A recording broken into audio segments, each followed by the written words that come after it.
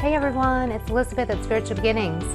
I'm going to share with you 10 exercises that you can use to practice your psychic abilities and your intuition. It's really important if you are working on expanding your psychic skills and accessing your intuition for whenever you want this to happen, to practice. I continually mention that practice is one of the missing links in developing yourself in this way. And that's because you continually get feedback. And the more that you get feedback, the more you can understand how information comes to you. And so making sure the exercises that you do have feedback where you can actually know whether the information you're coming up with is right or wrong is key. And I'm going to share 10 ways that you can do this on your own, where you don't need somebody else to provide that feedback, because I know that's not always easy to find. And some of you out there might not be ready to open up and share with others around you that you're interested in developing yourself as a psychic. That was me up front. I wasn't really comfortable with opening up and letting people know. And so I felt like the opportunities were very minimal. So without continuing on, let me share the first exercise you can do. This is super easy and you can practice for a long time with this, but a simple deck of cards is an awesome way that you can use your intuition. You can start out, so here's just a regular deck of playing cards. And the first way, I think it's the easiest way to start practicing with the playing cards, is just to sense the color. So you don't want to hold the whole deck, you just want to grab one card so you can actually feel into the vibration of that card and tell what the color is. So I think maybe I showed you what that card is. I am going to shuffle these up. All right. And just pull one. And I'm going to feel into the vibration. So I'm going to show you the card and let you guys practice here while I'm showing you. You're going to feel the vibration and ask your intuition to show you the color of the card. And it may just be, again, something that pops into your head. You know, there's only two options for anybody that is familiar with the deck of playing cards. You know, there's either black or red, unless you have a specialty deck, of course. So show me the color of the card and you'll either get it in your head. Some people see the picture. You may be drawn to something in the room that might be a symbol. If you're not understanding what the symbol you're shown is, the next step, number 2, is to ask a clarifying piece of clarifying information. So let's say you're shown the couch next to you. You can ask, why are you showing me the couch? How does it relate to the color of the card? And if you'll get an answer, and if you're not sure what the color is at that point, you'll keep asking questions. But for me, when I do this, I pretty much ask the color of the card and I see the picture I'll either see red or black in my imagination. For me, it shows up in my imagination. I know it's different for everyone.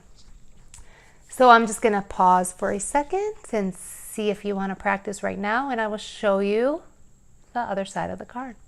Okay, here it comes.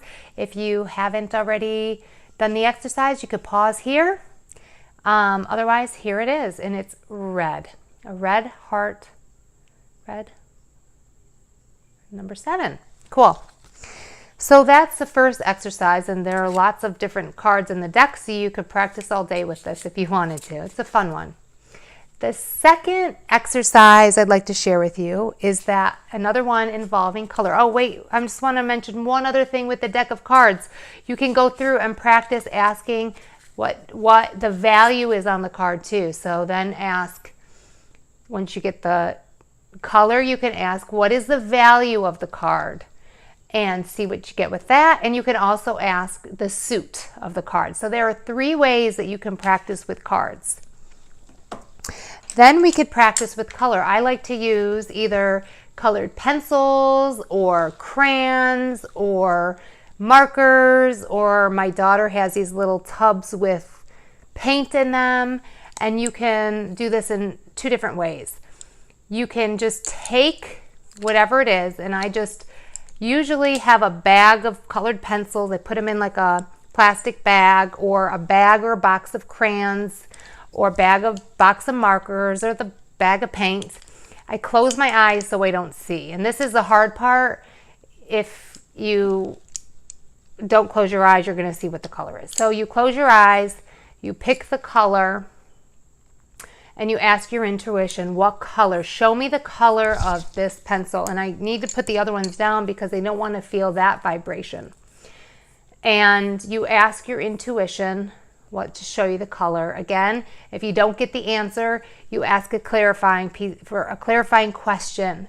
The other way to do this is to actually put them in a bag, mix them up, pull the pencil out while you have your eyes closed, have a piece of paper in front of you, and you can actually start to draw with it, which might help you feel into that vibration even more. So you might have, if you're not getting good results with just picking it and holding it, you could also try coloring with it to see if that helps you a little bit. It might merge your energies a little bit more. So that's a really fun one, and this is easy to do. Anybody could do that.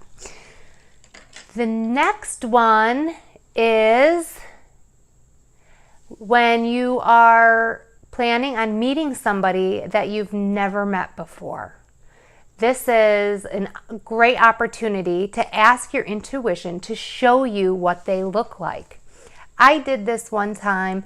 I was having a piano tuner come to my house, and this was all arranged through a neighbor who has their brother-in-law is a piano tuner, comes to town a couple times a year to tune all the pianos in our neighborhood for those that want theirs tuned by him. And I took the opportunity to have him come over, and I asked my intuition to show me what he looked like.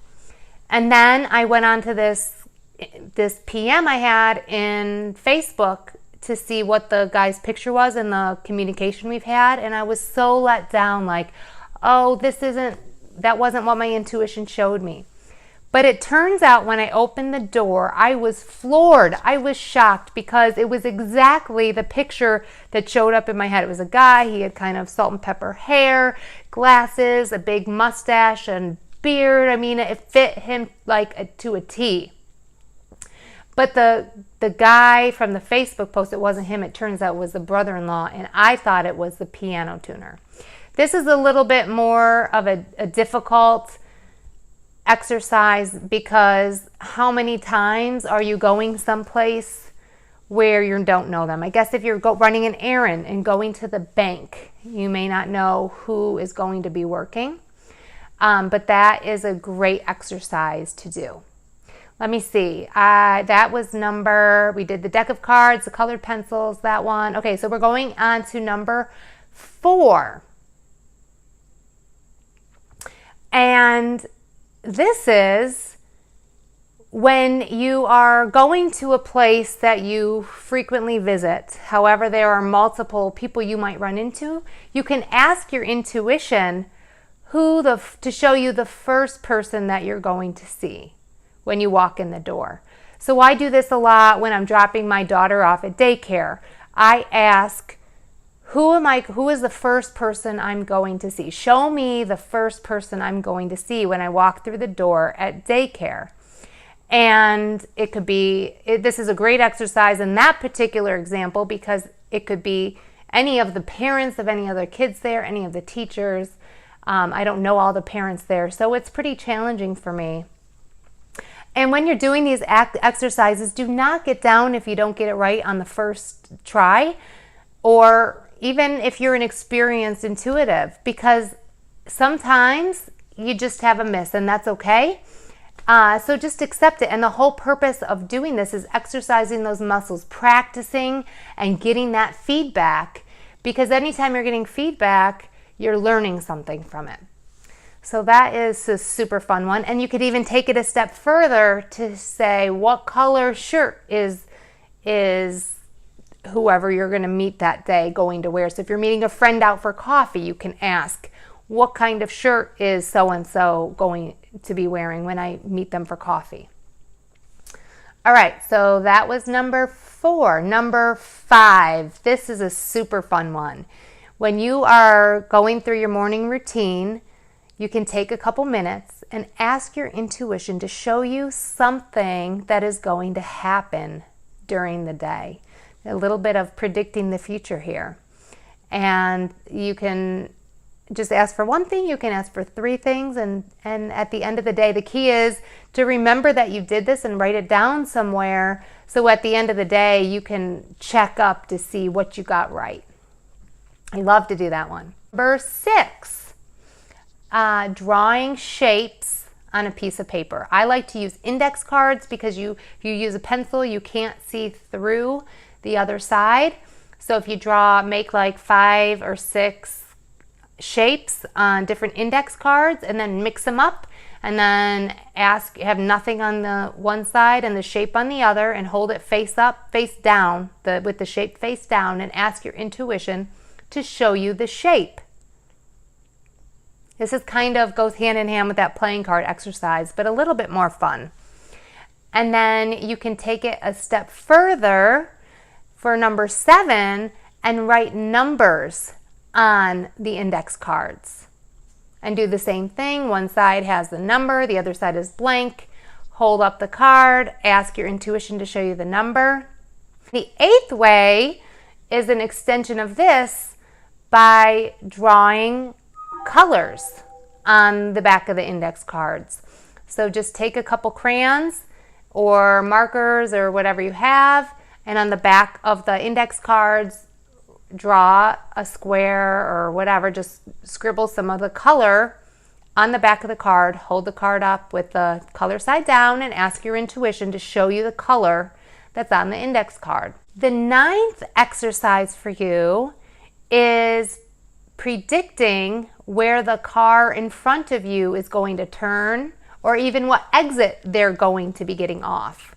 So as you're driving behind someone, wherever you're going on your daily commute, and you see a car in front of you, ask your intuition to show you where they are going to turn.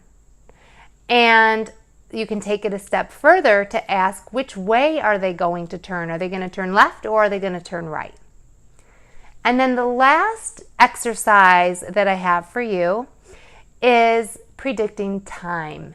So if you ordered a pizza for dinner, you can ask your intuition to let you know what time, to show you what time the pizza will be delivered. And you can do this with everything. What time will you arrive at work? And this is cool. So you have to get to work at 7:30, but usually you're a minute or two beforehand, 5, 10, 15 minutes beforehand, depending on who you are.